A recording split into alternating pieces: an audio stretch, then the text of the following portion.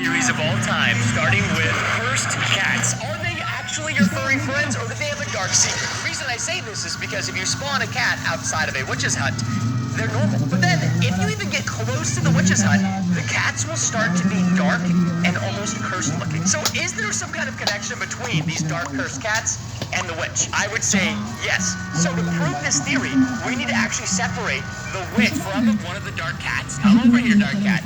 And I just want to see if something happens to this cat. Come on, we're going far away from that evil witch. If you watch the channel a lot, you know I'm not a big fan of cats. Alright, I just never have been. I prefer dogs. Did you just break my lead while I was giving an explanation of why I don't like cats, furthering the reason why I don't like cats? Come on, was that the witch? No way, the witch broke the lead. Oh, I hate this. That gives me the creeps, man.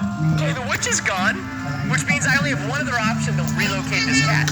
I have to put it on. What? How? Paano to? Dito naman ako, may pupuntahan lang ako. Diyan ka lang ha. Sige ha. Sige. Ano ako tol? Kuya, maraming salamat.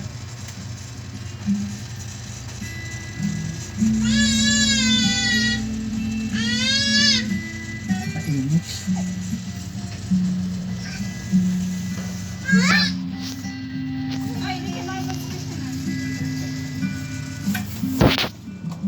Oy, tol. Kuya, may bisita ka. May mga gustong kumausap sa'yo. Bisita? Lalo na kung nasa ang bisita, kuya. Meron, tol. Tara na, pasok na kayo.